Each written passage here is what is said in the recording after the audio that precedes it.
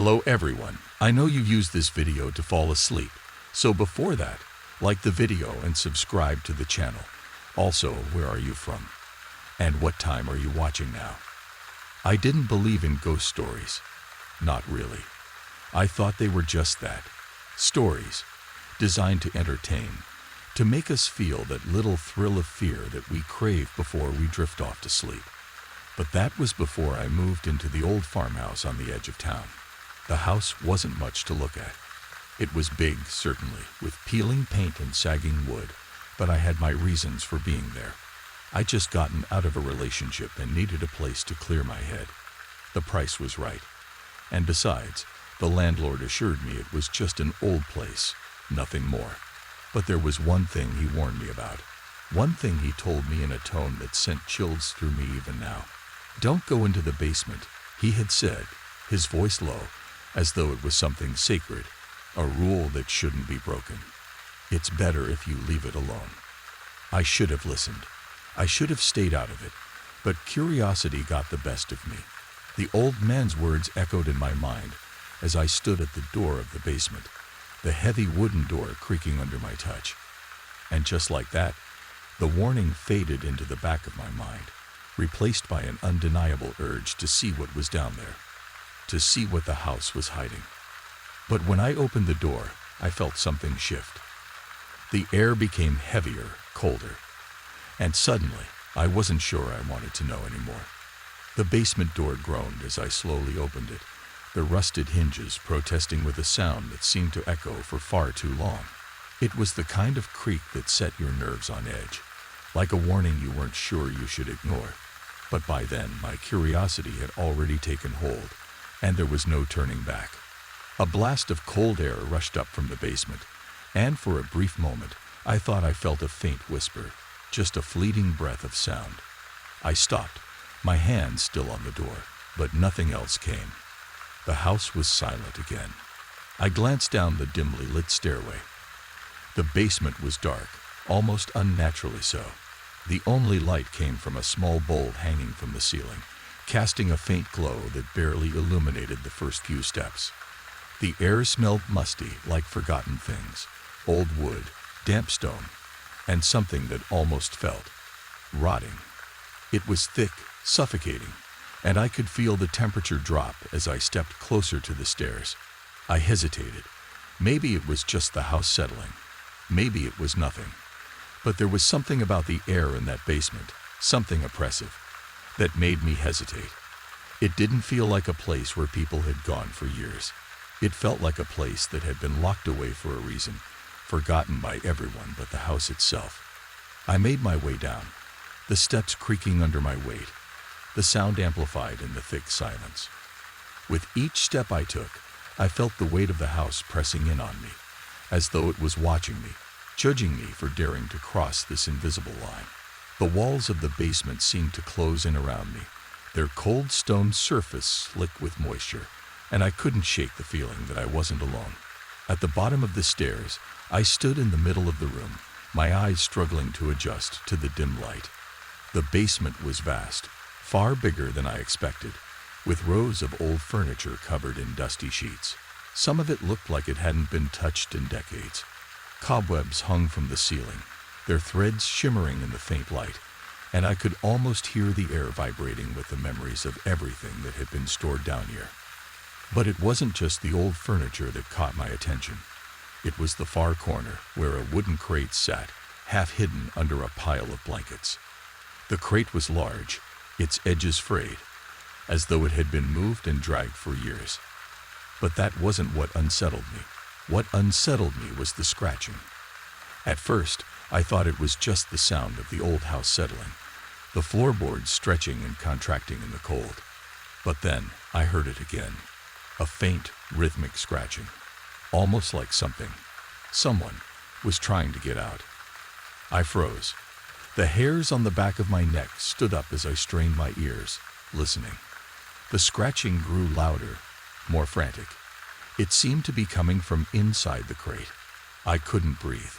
My mind screamed at me to leave, to go back upstairs where it was safe, but my feet were glued to the spot. It was as though the house was pulling me closer to it, as though it wanted me to discover whatever was locked away inside. My hand slowly reached out toward the crate, but just as my fingers brushed against it, the scratching stopped. The silence was worse. It was suffocating. I didn't know what had caused it, or whether I had imagined it, but I could feel the air growing heavier. There was something in this basement. Something that didn't belong here. I took a step back, but the moment I did, I heard something else. A soft, wet slither across the floor. My breath caught in my throat as I turned my head slowly toward the corner of the basement where the sound had come from. At first, I thought it was a rat or some other animal, but then I saw it. It was a figure. A dark, shifting shape, barely visible in the shadows, crawling slowly toward me. I couldn't make out its features, but the way it moved, it wasn't natural. It was wrong. It didn't walk. It slithered, dragging itself across the floor, its limbs twisted and unnatural, its body contorted in a way that made my stomach churn. My heart hammered in my chest, and my instincts screamed at me to run. I wanted to flee, but my feet were still frozen in place. The figure didn't make a sound, but I could feel it. Its presence, its gaze. It was watching me, moving closer, its body shifting and contorting in the dim light like it was being dragged by invisible hands. I couldn't see its face, but I could feel it. The presence of something ancient, something wrong. It was in the basement with me, and I had no idea what it was or what it wanted. But I knew one thing for sure. It wasn't friendly. Before I could move, the lights flickered once, twice, and then went out entirely, plunging me into complete darkness. I heard a low guttural hiss, and in the silence, I could feel the figure moving closer, its body brushing against mine. The complete darkness was overwhelming, suffocating. My heart was pounding in my chest, and every nerve in my body screamed at me to run, to escape, to get out of the basement, but my legs refused to move. I was frozen, unable to even breathe properly. I strained my ears, trying to listen for any movement, but the silence was deafening. I could feel it, the presence of whatever was in the basement with me. The air around me seemed to thicken, and a cold chill crept down my spine. The hairs on my neck stood on end, and I felt like I was being washed, stalked by something that wanted me to stay in this frozen moment forever. The darkness felt alive, like the walls themselves were closing in around me, suffocating me. Suddenly, a soft scraping sound broke the silence. It wasn't the same as the scratching from earlier. It was slower, more deliberate. I couldn't tell where it was coming from, but it was all around me, crawling over the walls, across the floor, whispering in my ears. I was disoriented, unsure of where to turn, my pulse racing as the cold sweat beaded on my forehead. Then, in the distance, the faintest glimmer of light appeared. A tiny crack of dim light cutting through the darkness. It was enough to pull me from my paralysis, enough to give me the clarity I needed to move. But I didn't feel safe. Something told me that the light was not a sign of escape. It was a beacon, drawing me closer to the heart of whatever horror was unfolding. I forced my legs to move, my feet stumbling across the old wooden floor, feeling my way through the dark. As I got closer to the light, I noticed the unmistakable scent of decay. The air was thick with the smell of something rotting, something that had been left too long, untouched. It burned the back of my throat, but I had no choice but to keep going, my feet carrying me toward the crack in the shadows. When I finally reached the source of the light, my breath caught in my throat. There, in the far corner of the basement, was a small wooden box. It was old, its surface covered in layers of dust and dirt, but it had a strange, magnetic pull to it, an energy I couldn't ignore. The faint light seemed to be coming from within the box, casting eerie shadows on the walls, shadows that danced and shifted as though alive. I knelt down beside the box, my hands trembling as I reached for it. The wood was cold, unnaturally so, as though it had been frozen for years. I hesitated, my fingers hovering over the lid. Something inside me screamed not to open it, but my curiosity was overpowering. and I had to know what was inside. With a slow, deliberate motion, I lifted the lid. Inside was an object I couldn't immediately identify. Something metallic, ancient, covered in intricate markings. It wasn't anything I'd ever seen before, and yet it felt so familiar, as though it had been waiting for me. As I held it, a wave of dizziness washed over me, and I almost dropped it in panic. But I managed to steady myself, my eyes glued to the object as a strange energy seemed to radiate from it, a hum that vibrated deep in my bones. And then the air shifted. The scratching noise returned, louder this time, frantic, as though whatever had been waiting inside this house, inside the basement, was now fully awake. The whispers filled the air, but they weren't just whispers anymore. They were words. They were names. You shouldn't have opened it. The voice was low, distorted, as though it came from deep beneath the earth, from the very walls of the basement. I looked up, my eyes darting around, but the darkness was just as suffocating as before. The figure, whatever it was closer now. I could feel its presence, its eyes on me, watching me, waiting for me to make my next move. The light from the box flickered again, the shadows around me stretching and pulling like they were alive, creeping toward me, dragging me into the depths of the unknown. I could see movement in the corners of my vision now. Shapes, figures, faces that weren't there a moment ago, their eyes glowing with a malevolent light. It's too late, the voice whispered again, growing louder, more insistent. You've opened it, and now it won't let you leave. I jumped back, my heart racing as I realized I couldn't stay in this basement any longer. I dropped the box, but as it hit the floor, the ground beneath me began to rumble, a deep, terrifying vibration that shook me to my core. The walls groaned, and I could feel the house itself moving, shifting, like it was alive, like it was a creature feeding on my fear, feeding on my presence. I scrambled toward the stairs, my mind numb with panic, but as I reached the foot of the stairs, the door at the top slammed shut with a deafening bang. I was trapped. The basement was alive, and it was closing in, tightening around me like a fist. The scratching sound was louder now, and the floor beneath me began to warp, the wood buckling and splitting like it was being torn apart. I turned to run, but the darkness had already surrounded me. The air was thick with the whispers, with the presence of something ancient, something evil that had been waiting for me to open that box. I wasn't going to escape. I was part of it now. I couldn't breathe. My chest was tight, my heart hammering against my ribs as I stumbled backward, my hands frantically searching for something to steady myself. The basement was no longer just a room. It was something else, a living, breathing entity that was reacting to my presence. I could feel it pressing in from all sides, the walls closing in, the floor beneath me trembling as if it were alive, angry at my intrusion. The scratching sound, that awful noise I had heard earlier, was louder now. It wasn't coming from just one place. It was coming from all around me, from the walls, from beneath the floor, and I could feel it vibrating through my body. The whispers had returned, but this time, they weren't just faint murmurs. They were voices, angry, pleading, and terrified. Leave now, one voice begged, its words sharp and desperate. Get out of here before it's too late. But there was nowhere to go. The door to the basement, which had once been my only means of escape, was gone, replaced by a solid, impenetrable wall. It felt like the house had swallowed it up, like the room was shifting and distorting with every passing second. My sense of time was slipping away from me. The air felt heavier now, almost thick, as though I was breathing through mud. It wasn't just the temperature change. It was as if the house itself had become part of me, absorbing my fear and feeding on it. I backed away slowly, my legs shaking with each step.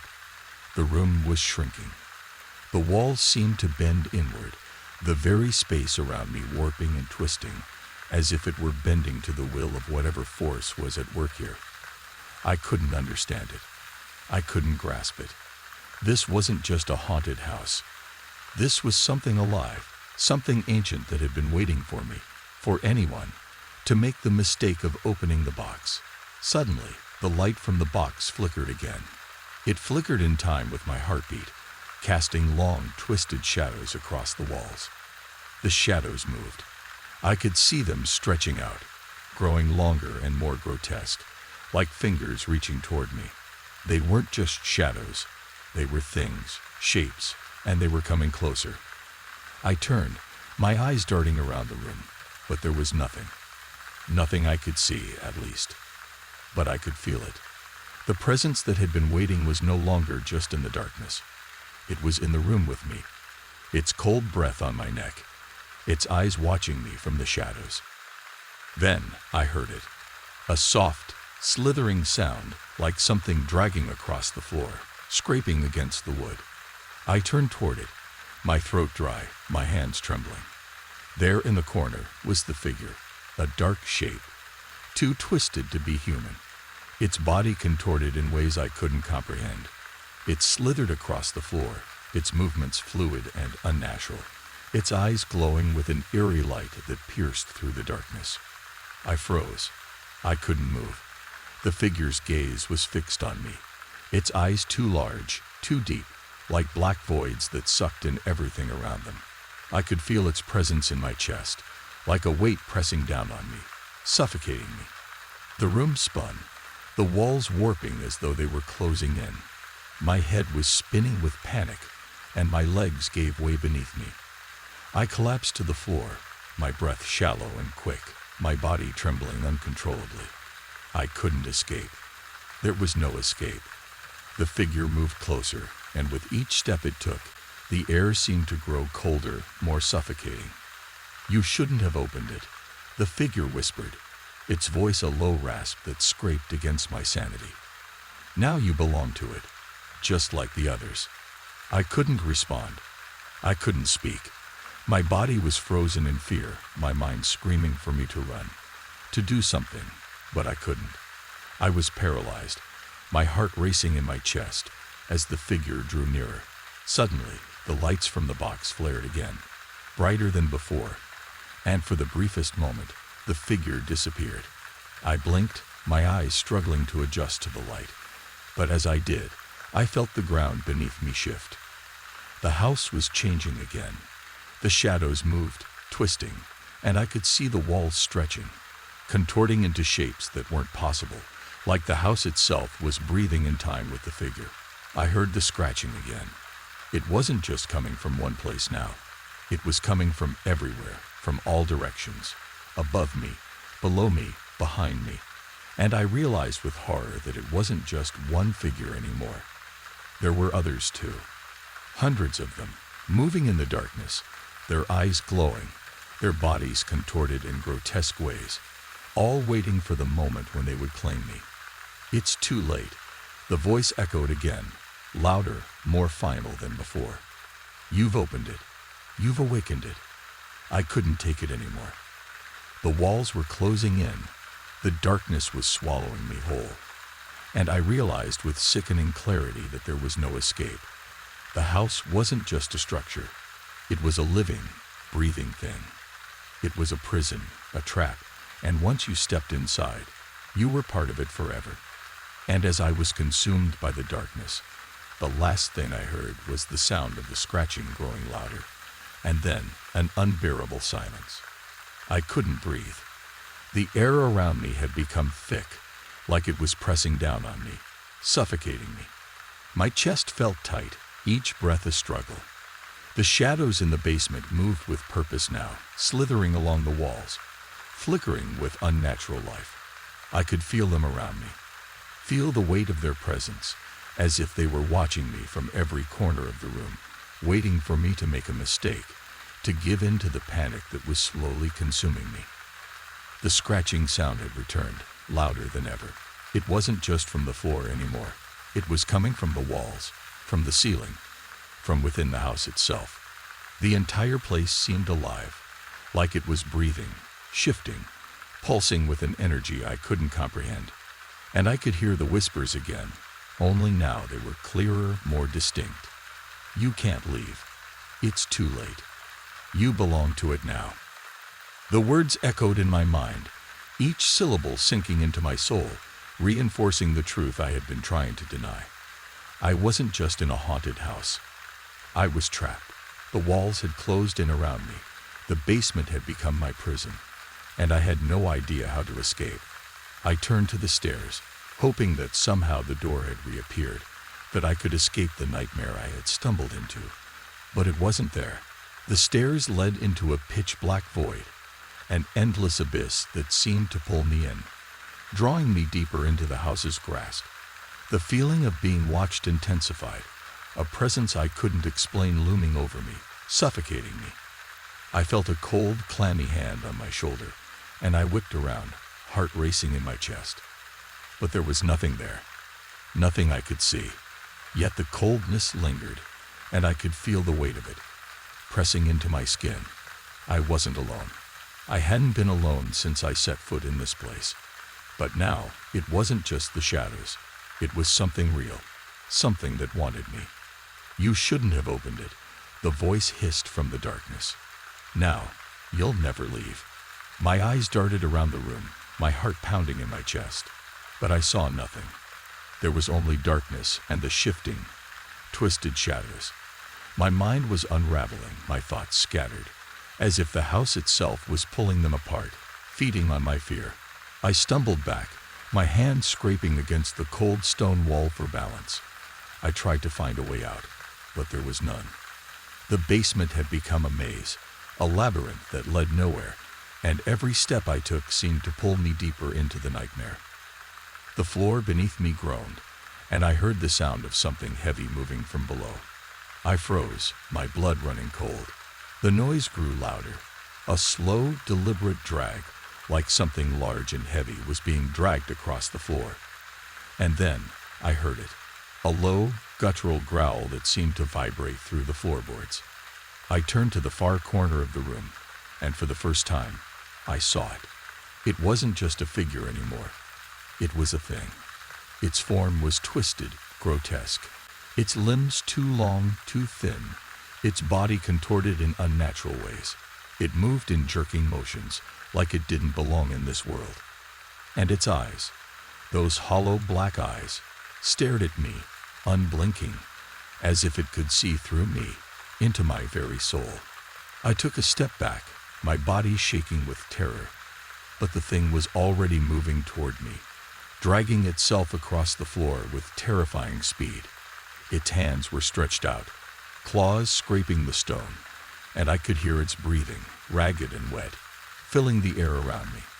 "You can't escape," it growled, its voice deep, hollow, and chilling. "You belong to the house. You belong to me." I turned and ran, panic flooding my veins. I didn't know where to go.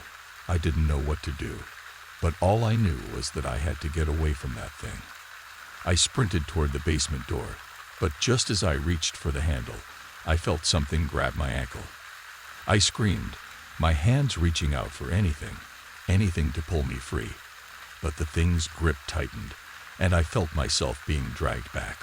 My body slammed against the floor, and I tried to kick and fight, but the force of it was too much. "You're not leaving," the thing hissed, pulling me deeper into the shadows. I couldn't move, couldn't scream. The house had swallowed me whole, and there was no way out. The whispers were louder now, overwhelming, filling every corner of my mind. "You belong to it now, forever." And in that moment, I realized with a sickening certainty that I had crossed a line I could never return from. I wasn't just in the house. I was part of it, and it would never let me go.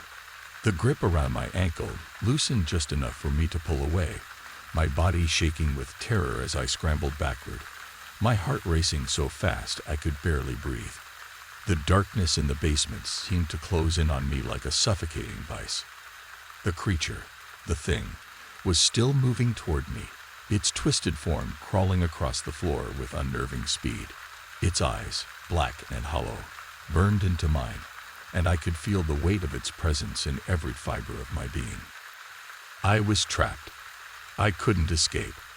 The door that I had run to moments before was no longer visible, and the walls of the basement seemed to grow closer with every breath I took. The space itself was warping, becoming distorted, as though the house had shifted in the dark, trying to pull me further into its nightmare.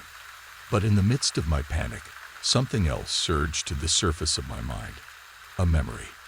A fragmented thought. Something the landlord had said. Something I had brushed off at the time. His words echoed in my mind now, as if they had been waiting for me to realize their meaning. The house is alive, he had said. It feeds on the fear of those who enter it. It keeps them here, trapped in a cycle, and you will never leave. The truth hit me like a tidal wave, and I gasped, my chest tightening in fear. This house wasn't just haunted. It wasn't just an ordinary place with a history of ghostly tales. It was the thing that haunted me. The house wasn't just made of walls and wood. It was alive, conscious, and it had been feeding on those who had entered its doors long before I came. I wasn't the first to stumble into its grasp, and I certainly wouldn't be the last. The creature in front of me wasn't a ghost. It wasn't an apparition. It was something else, something born from the house itself. The dark energy of the place had twisted it into this grotesque form, and now it was coming for me. I stood frozen, unable to move, but my mind was racing. I tried to focus, tried to remember what I knew about the house, about the strange warnings I had heard, but everything felt like a blur now. The whispers grew louder, more frantic, and I felt my grip on reality slipping. The house was trying to take me, to drag me into its depths, to make me part of its twisted history, but something in me resisted. I couldn't let it win. I couldn't let the house claim me like it had claimed so many others before me. I had to find a way out, even if it meant facing whatever nightmare it had in store. My eyes darted around, searching for anything that might help me. The basement was alive, yes, but there had to be something, a weakness, a crack in the cycle, a way to break free. I wasn't the first to be trapped here. There had to be some way to leave. And that's when I saw it. In the far corner of the room, behind a pile of discarded furniture and broken crates, was something gleaming in the dim light. It was a door, a small, hidden door, barely visible behind the clutter. My heart skipped a beat as I realized it wasn't just part of the basement. It was a passageway, hidden away, a secret door that led somewhere else, somewhere the house didn't want me to find. But as I moved toward it, my legs heavy with fear, the creature hissed again, its body contorting as it followed me, its mouth opening wide, showing rows of sharp teeth. I could hear its breathing, ragged and wet, behind me, but I didn't stop. I couldn't. I reached the hidden door, my fingers trembling as I gripped the handle.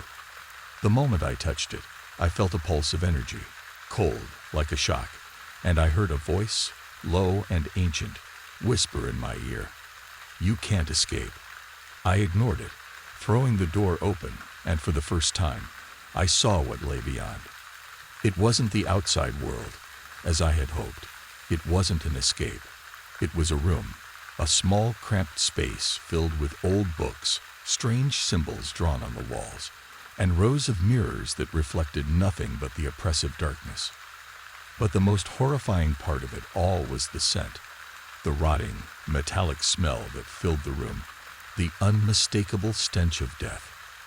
There in the center of the room was a figure, a body, half buried beneath layers of dust and cobwebs, its face obscured by a veil of shadows. But there was no mistaking it. The body was mine. It wasn't a reflection. It wasn't a trick of the light. It was me. The realization hit me with a jolt. The house had done this before. It had taken people, had trapped them in its walls, and had kept them here, forever. And now, it was my turn. I turned back to the basement door, but it was too late. The creature was upon me, its long, bony fingers reaching for my throat. I could feel its cold, wet skin against mine, its breath foul and rancid, and the world spun around me. The walls closing in, the darkness swallowing me whole. "You belong to it now," the creature hissed as I felt myself being pulled into the abyss, just like the others. I couldn't move. The creature's grip tightened, its cold fingers digging into my skin, dragging me deeper into the darkness. The air felt thick, suffocating, as if the very walls of the house were alive, closing in around me. The whispers, now a cacophony of voices, filled my ears, their words unintelligible, but full of a sense of finality. "You are part of it now." The words echoed in my mind, each one hammering down with an intensity that made my head spin. I could feel myself being pulled farther into the abyss, the floor beneath me shifting and warping as though it were alive, its movements deliberate, pulling me into the depths of the house's twisted core. The room around me began to blur, fading into an indistinguishable haze. I thought I saw faces, dark, distorted faces, emerging from the shadows, but I couldn't focus. The only thing I could focus on was the overwhelming sense of inevitability. I was trapped. There was no escape. The house had taken me, just as it had taken countless others before me. But then, something shifted. A fleeting moment of clarity, like a spark of light in the overwhelming darkness. I remembered the small hidden door, the one I had found moments ago. The passageway that led into the room with the mirrors. The place where I had seen my own body, lying lifeless, trapped in the house's grip. I fought against the creature, my limbs heavy and unresponsive, but somehow I managed to break free from its grip. I stumbled toward the hidden door, my body moving instinctively, my mind too fogged with fear to think clearly. I reached the door, gasping for breath, and shoved it open. But instead of escaping, instead of finding the outside world, I found myself back in the basement, the same dark, oppressive room I had been in before. The door had vanished, replaced by the same stone walls, the same twisted shadows. I froze, my heart sinking into my chest. This wasn't possible. I had just opened the door. I had seen it. I had felt it. And then I understood. The house wasn't just a place. It was a trap. A never-ending loop where those who entered were forever bound to its walls. The basement, the mirrors, the hidden passage. All of it was part of the house's design. It wasn't meant to let anyone leave. No one ever escaped. I looked down at my own reflection in the nearest mirror, and there it was, the same twisted, hollow-eyed figure staring back at me. The same face, the same fear. But I wasn't looking at myself. I was looking at the next victim, the next soul to be trapped in the house, doomed to wander its halls for eternity. "You can't escape." The voice whispered again, but this time it was my voice. The house had won, and we were a part of it now. The house never lets go. It takes you, traps you, and leaves you to wander its endless halls for eternity, just like those who came before. And now, I am part of it. And what time are you watching now? I'd always seen him as just the old man on my street. He was a quiet neighbor, one of those who would sit on his porch, rocking back and forth in a weathered chair, watching the world go by. I would wave when I passed by, and he'd smile and nod. A friendly, unassuming old man, as harmless as they come. But there was something about him, something I couldn't quite put my finger on. It wasn't his appearance. He looked just like any other old man, hunched with age, with a face full of wrinkles, his eyes dull behind the thick glasses. But it was the way he watched people, how he'd stare a little too long, as if he was observing more than just the world around him. At first, I thought I was imagining things. I told myself he was just lonely, like many elderly people are. But then, strange things started happening. Small things at first, things that could be explained away. I hear the creak of his porch swing late at night, well after I was sure he should have been asleep. Sometimes, I pass his house and see a shadow in the window when I knew for sure he wasn't home. Then came the night I made the mistake of stopping to chat with him. "You're out pretty late," he said, his voice soft but strange.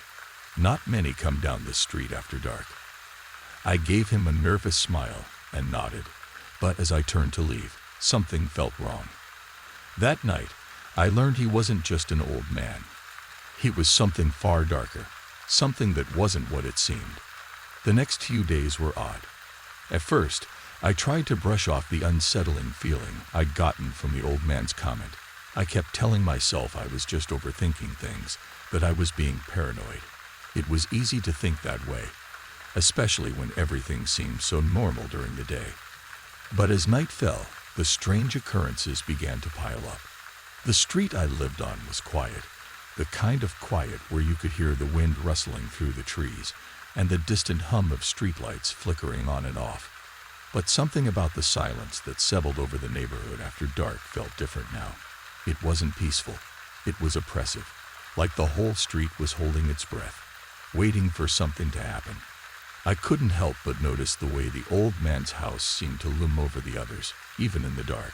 It wasn't the largest house on the block, but it had this presence, this weight to it that made it seem out of place.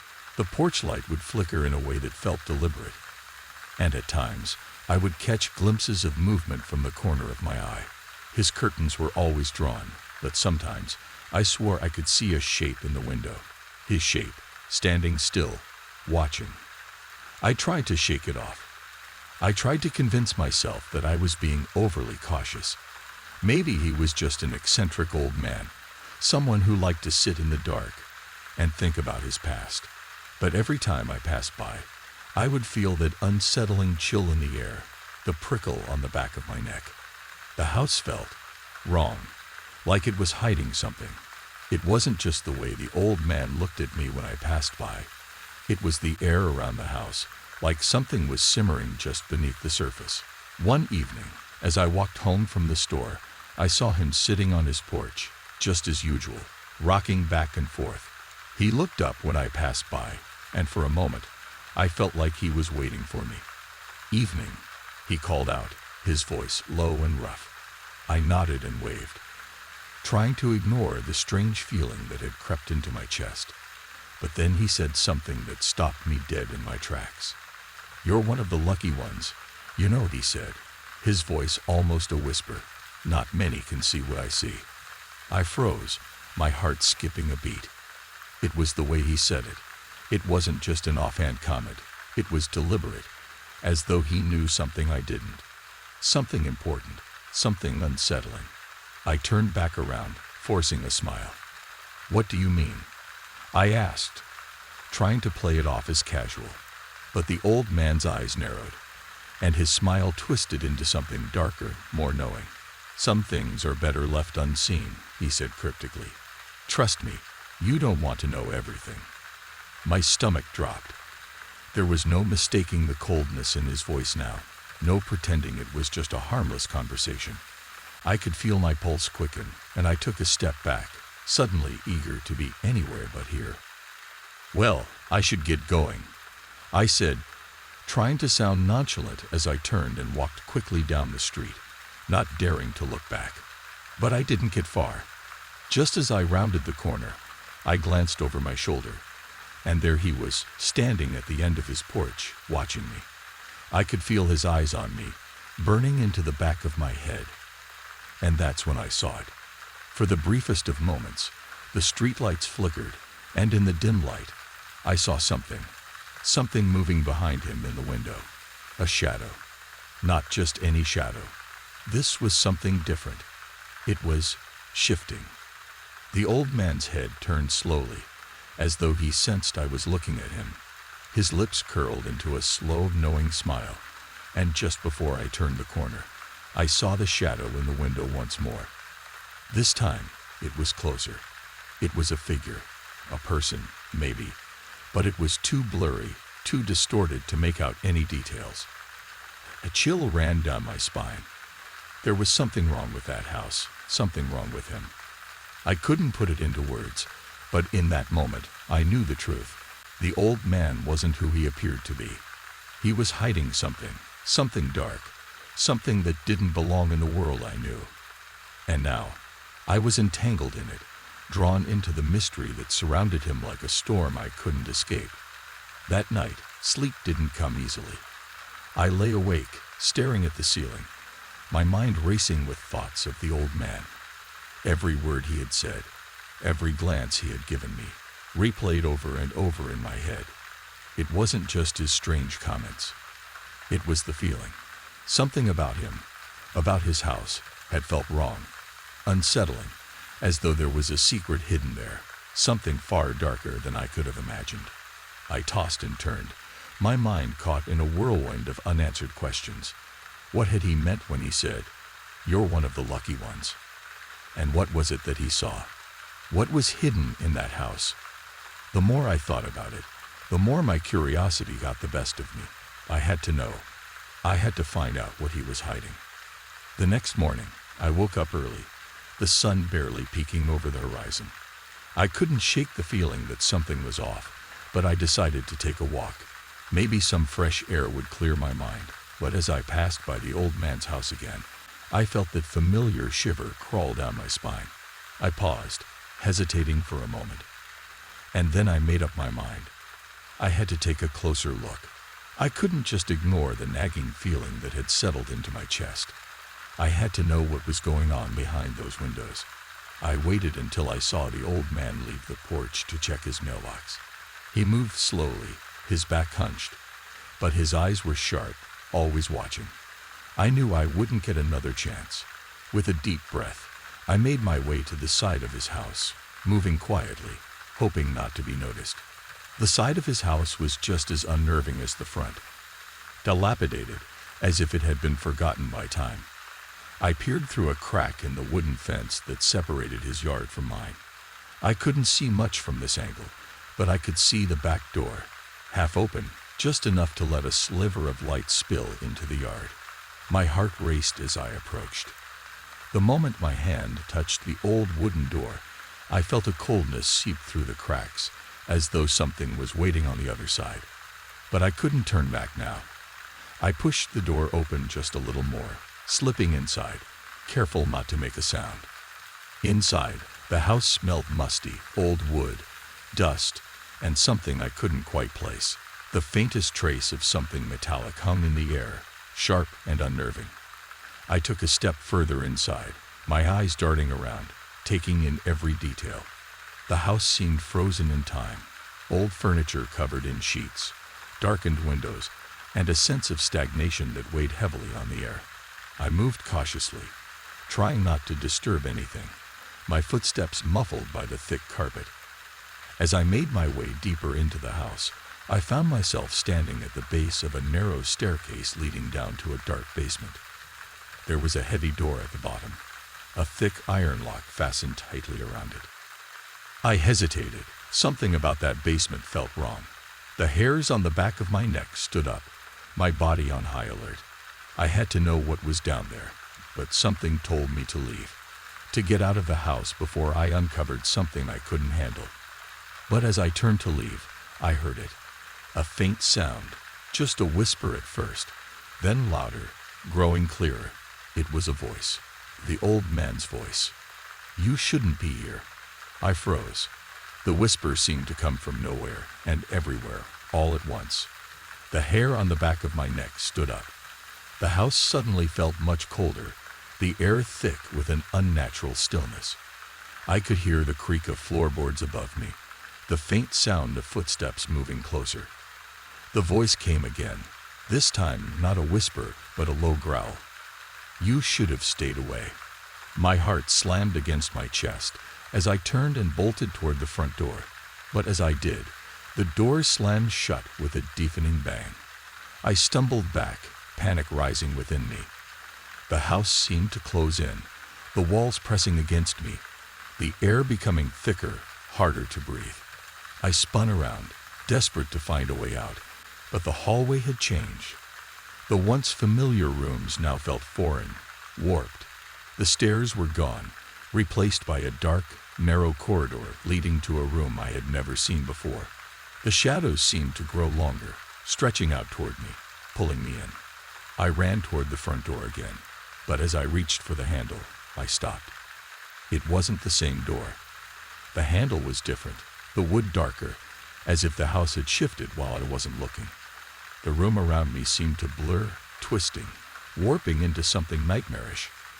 The whispering voices, now growing louder and more insistent, filled the house, drowning out everything else. I was trapped. The old man's house wasn't just a house.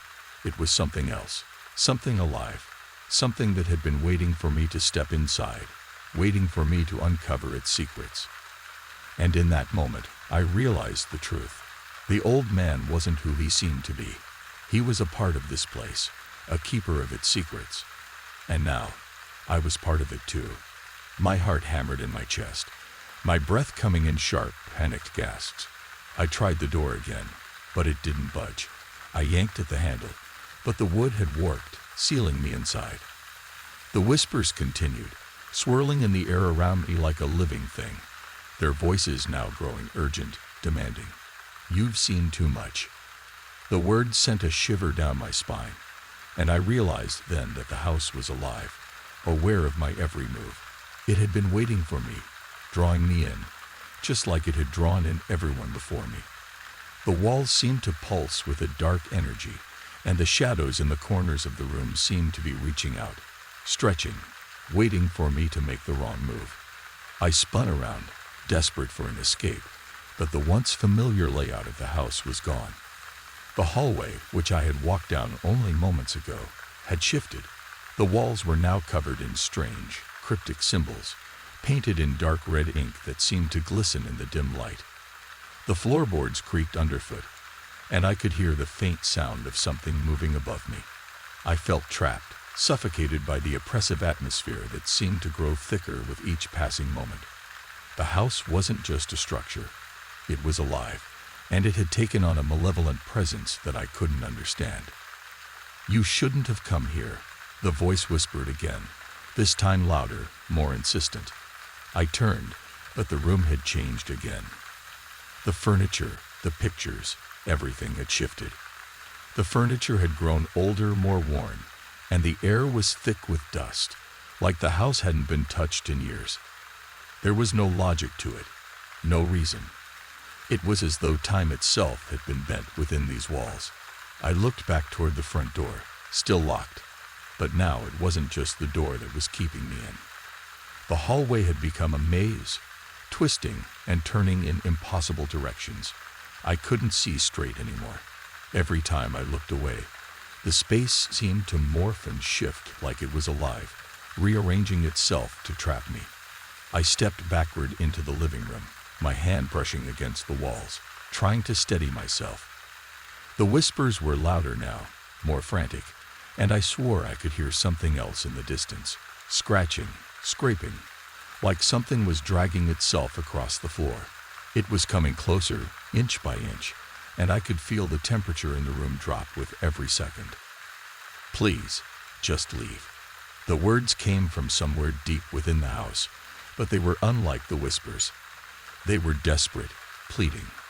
I wanted to leave. I wanted to scream for help, but I couldn't. The air in the house was suffocating, and my body felt heavy, like it was being weighed down by invisible hands. The walls, the ceiling, the floors, all seemed to close in on me, as though the house itself was swallowing me whole. I turned to the door again, praying it would open this time. But just as I reached for the handle, I heard a sound I wasn't prepared for. The front door creaked open on its own, the hinges groaning as if they had been unused for years. My heart skipped a beat. I didn't know what to think. The door wasn't supposed to open. It was sealed shut. "No, don't go out there." The voice was urgent now, desperate, pleading. It was the old man's voice, but it was too late. I stepped forward, the door creaking open wider, revealing the dark emptiness of the front porch. The wind howled in from outside, carrying with it a strange, unsettling chill. I glanced over my shoulder, but the house behind me seemed to be watching, waiting. I didn't want to go outside. I didn't want to leave the relative safety of the house, but I couldn't stay here. Something was pushing me out, dragging me toward the unknown. "You belong to it now," the voice said again, its tone final, like a death sentence. "You can't escape." I stepped out onto the porch, my heart in my throat. The air felt thick with the weight of it. The shadows from the porch light seemed to stretch, reaching toward me, pulling me in. The porch was empty. No one was out there. No one was watching. But I could feel something. Something wrong.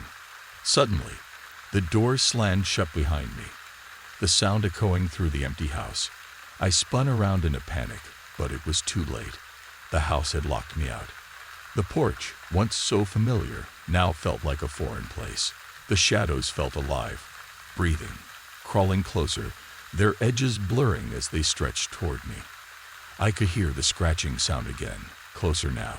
It wasn't just from within the house anymore. It was coming from outside, from the darkness. Something was out there, and it was coming for me. The door slammed shut behind me, a deafening sound that reverberated through the night. My heart skipped a beat, panic rising in my throat as I frantically turned the handle. The door wouldn't budge. It was like the house itself had sealed me out, locking me into the nightmare that had been unfolding all along. The air around me was thick with a strange, unnatural cold, and the silence was suffocating. I could feel the weight of the night pressing down on me, the emptiness of the desert stretching out in all directions.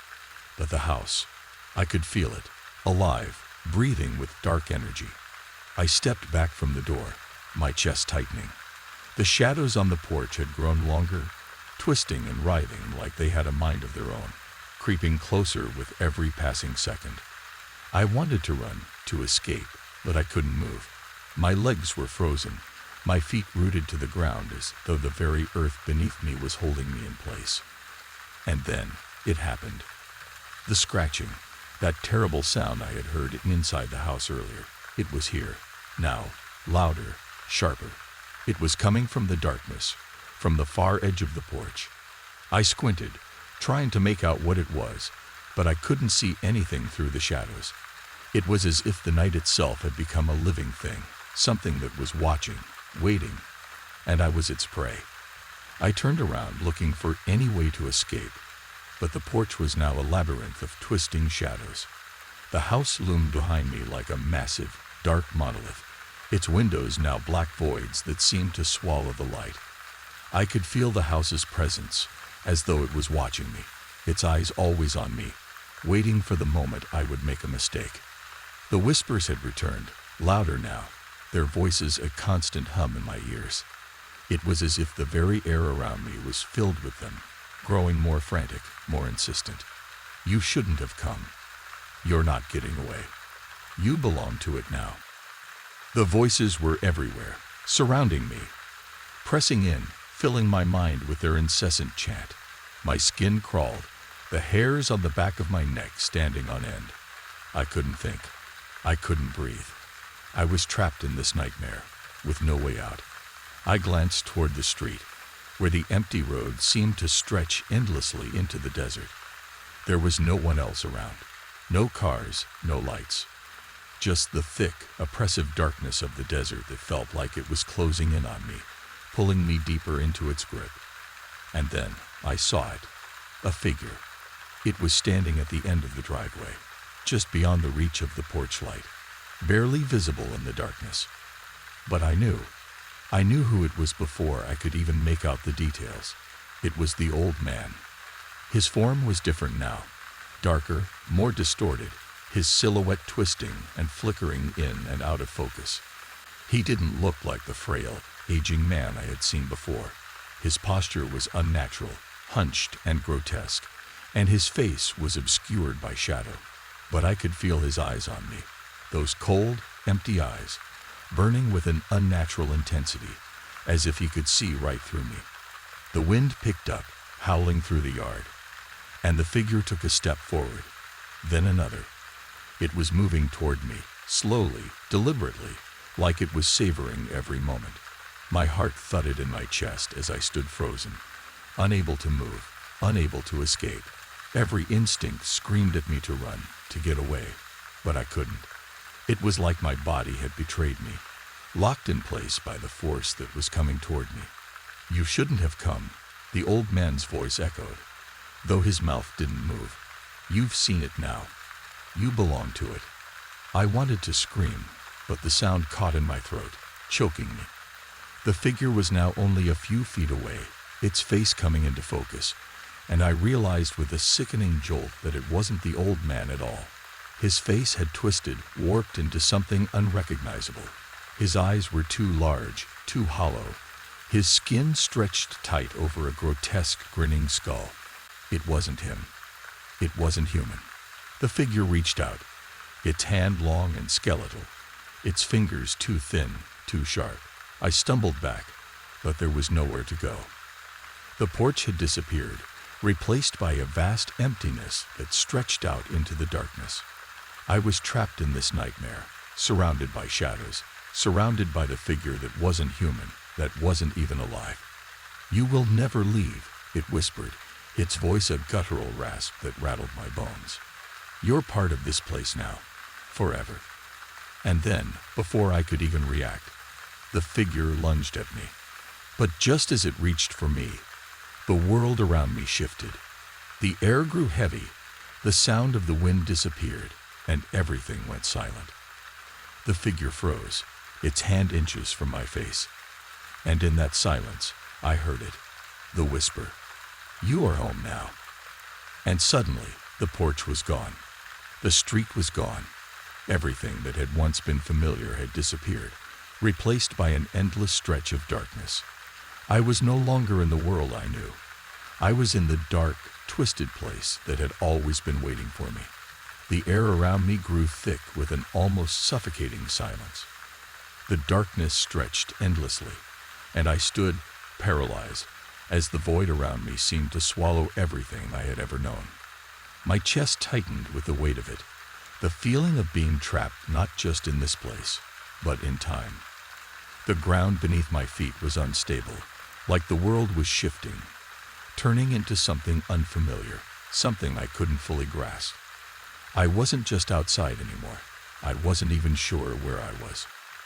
The figure, now standing motionless before me, watched with those hollow, empty eyes. But I knew it wasn't the old man anymore. It wasn't anyone I had ever known. It was something else, something ancient, something that had been lying in wait, buried beneath the surface of everything. "You thought you could escape," it whispered, its voice now like a low growl. "But you've always belonged here. You were never meant to leave." The words echoed in my mind as the truth began to settle in. The house, the man, everything had been a part of something much larger than I had realized. The whispers, the shadows, the strange pull to uncover whatever secret the old man had hidden. It had all been orchestrated by this place, this entity, and I had been drawn into it, unknowingly, like a moth to a flame. The truth was horrifying. The house wasn't just a structure. It wasn't even just a place. It was a prison. A place built to hold souls, trapped in an endless cycle. I could feel the weight of it pressing in on me, suffocating me, as the realization hit me like a tidal wave. This wasn't just about the old man anymore. This was about all of it. The house, the desert, the land, it was all connected, an ancient trap for those who stumbled upon it. I closed my eyes, trying to block out the suffocating truth, but it was no use. It was everywhere. It was inside me, filling my head with thoughts that weren't my own, whispers of others who had come before me, others who had failed to escape. "You're one of us now," the figure continued, its voice growing louder, more insistent. "You will stay here, just like the others." I opened my eyes, and the world around me had shifted again. The darkness wasn't just around me anymore. It was in front of me. The landscape had changed. The familiar desert had vanished, replaced by a twisted, endless expanse of barren land. The house that had once been my sanctuary, my trap, was no longer there. Instead, there was nothing. Just emptiness. I took a step forward, but it felt like I was moving through quicksand. The ground beneath me felt soft and yielding, as though it could swallow me at any moment. And then I saw it. In the distance, just at the edge of my vision, was the old man's house. But it wasn't the house I remembered. It was different, darker, more decayed, as though it had been there for centuries. The structure loomed in front of me, its windows dark, its doors slightly ajar.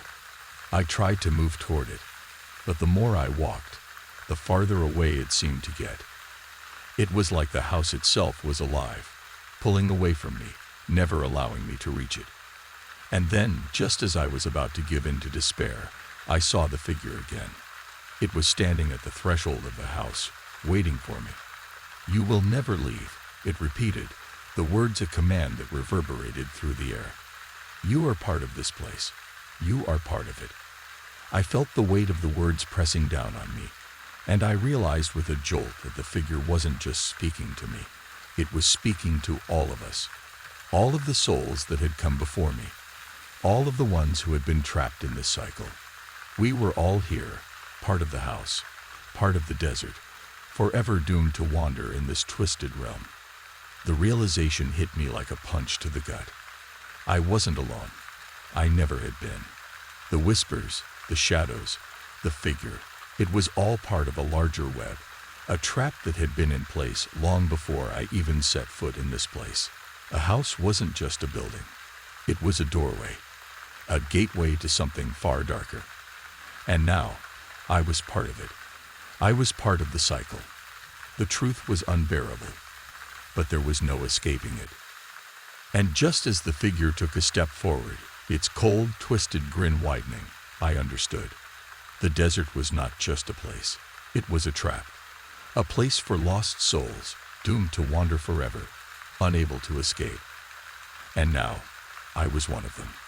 The figure's grin grew wider, its hollow eyes burning through the darkness, locking onto me with a predatory intensity. I felt a chill seep into my bones, deeper than anything the desert night could offer. The air was suffocating now, heavier with every breath.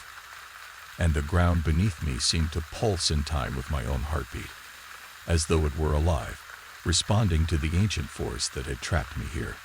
I tried to step back, but my legs wouldn't move. I was frozen, rooted to the spot, my body unwilling to obey as I was drawn deeper into the nightmare. The whispers had stopped, but their presence remained, heavy and oppressive in my mind. I could feel them, the souls of the others, whispering in the back of my consciousness, their voices a constant hum that filled the silence. "You belong to it now," the figure whispered again, its voice a cold, venomous rasp that scraped against my sanity. "You'll never leave. You'll stay with us. Forever." I knew the truth now. The figure wasn't just a manifestation of this place. It was the place, a part of the very fabric of the desert, the house, and everything that had been waiting for me. And I wasn't just a victim in this twisted story. I was becoming it, woven into the darkness that surrounded me. But as the figure advanced, I suddenly realized something that made my blood run cold. The house, it wasn't just empty. It was alive. Alive with the souls of the lost, the ones who had crossed the line before me. The old man had been one of them, a keeper of the cycle, a guardian of the trap. And now, I was trapped with them, caught in the same endless loop. The figure reached for me, its bony hand outstretched, and I could feel the pull of the desert, the pull of the house, beckoning me forward, drawing me closer to the darkness. I wanted to scream, to fight, but I couldn't. There was no fight left in me. I looked around, trying to find something, anything, that could help me escape. But the world had shifted again. The road that had once led me home was gone. The house that had been my destination was now a twisted, decaying husk. The desert stretched out forever, endless, a barren wasteland where no one could hear me scream. I had crossed the point of no return. But then, just as I thought I couldn't take it anymore, a new thought entered my mind. A glimmer of clarity in the sea of darkness. I wasn't alone. The others were here with me. The voices, they were here. The whispers I had heard earlier weren't just warnings. They were the voices of those who had come before me, trapped just like me, forever wandering in this hellish limbo. And as the figure reached out one last time, its grip tightening on my wrist, I heard it. A scream. Not mine, but a scream nonetheless. I turned toward the sound, and through the endless desert, through the suffocating night, I saw a shape, a shadow, flickering in and out of sight. Someone, or something, moving through the darkness. "You can still escape." The voice was faint, distant, like a prayer whispered in the wind. But I knew what it meant. The others, they were reaching out to me. They had been trapped here, just as I had. And somehow, they were trying to warn me, trying to pull me from the edge of the abyss before it was too late.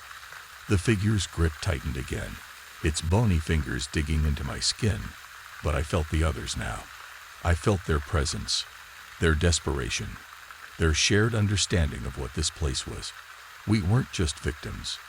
We were the cycle, bound together in this hellish eternity, connected by the desert, by the house, by the darkness. And in that moment, I realized something I had never known before. I wasn't going to escape. Not physically, not in the way I had thought. But in my mind, in my soul, I could choose. I could break the cycle, or at least make the attempt.